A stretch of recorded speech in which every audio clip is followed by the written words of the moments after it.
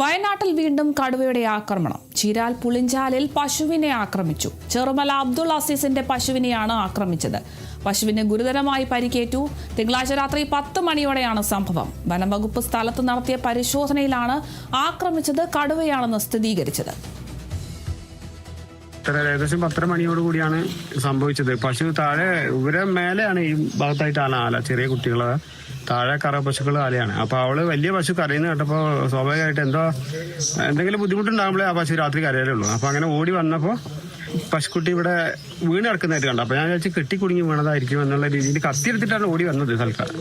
അപ്പൊ കയ്യിൽ എന്തായാലും ഒന്ന് കരുതി എന്താണ് വെള്ള വിചാരിച്ചിട്ട് അങ്ങനെ കത്തിയെടുത്ത് വന്ന് കയറ് മുറിക്കുമ്പോഴൊന്നും എനിക്ക് എന്റെ മനസ്സിലില്ല കെട്ടിക്കുടുങ്ങി അടിയെന്ന് വെച്ചിട്ടാണ് ഞാൻ മുറിക്കുന്നത്. അങ്ങനെ മുറിച്ച് കയറങ്ങോട്ട് വിട്ട് കിടന്നോടുകൂടി പശുക്കുട്ടീന്റെ കഴുത്തിൽ കൂടെ അങ്ങനെ ചോര ഒലിച്ചിന്ന് വെള്ളപ്പാട് അങ്ങനെ കണ്ടോടുകൂടി ഞാൻ തിരിച്ചു ഓടി. ഞാൻ ഒറ്റയ്ക്കാ തനിച്ചാ വന്നത് രാത്രി 10:30. അപ്പൊ ഞാൻ എന്താക്കി മറ്റുള്ളവരൊക്കെ വിളിച്ചു കൂട്ടി. ഫോറസ്റ്റുകാർ വന്നു. ഇത് കടുവയാണെന്ന് പറഞ്ഞത്. കാൽപ്പാട് അവര് വന്നിട്ട് ഒരു ഫോട്ടോ ഒക്കെ എടുത്തിട്ട് പോയി. കടുവയാണെന്ന് സ്ഥിരീകരിച്ചിട്ടുണ്ട്.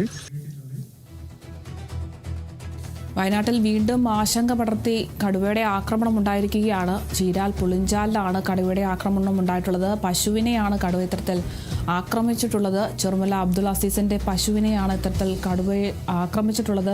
പശുവിന് ഗുരുതരമായ പരിക്കേറ്റിട്ടുണ്ട്. തിങ്കളാഴ്ച രാത്രി 10 മണിയോടെയാണ് ഈ ഒരു സംഭവം ഉണ്ടായിട്ടുള്ളത്. ജനവാസ മേഖലയിലേക്കാണ് ഇപ്പോൾ കടുവ ഇറങ്ങിയിരിക്കുന്നു എന്നൊരു ഭീതി ഉണർത്തുന്ന വാർത്ത എത്തുന്നത്. വനംവകുപ്പ് സ്ഥലത്ത് നടത്തിയ പരിശോധനയിലാണ് ആക്രമിച്ചിരിക്കുന്നത് കടുവയാണ് എന്നൊരു സ്ഥിരീകരണം ഉണ്ടായിട്ടുള്ളത്. എന്തായാലും പശുവിന് ഗുരുതരമായ പരിക്കുകൾ ഏറ്റിട്ടുണ്ട് എന്ന് തന്നെയാണ് നമുക്ക് ലഭിക്കുന്ന വിവരം. വീണ്ടും കടുവയുടെ ആക്രമണം ഉണ്ടായിരിക്കുകയാണ്. പ്രദേശവാസികളൊക്കെ വലിയ ഒരു ഭീതിയിലാണ്.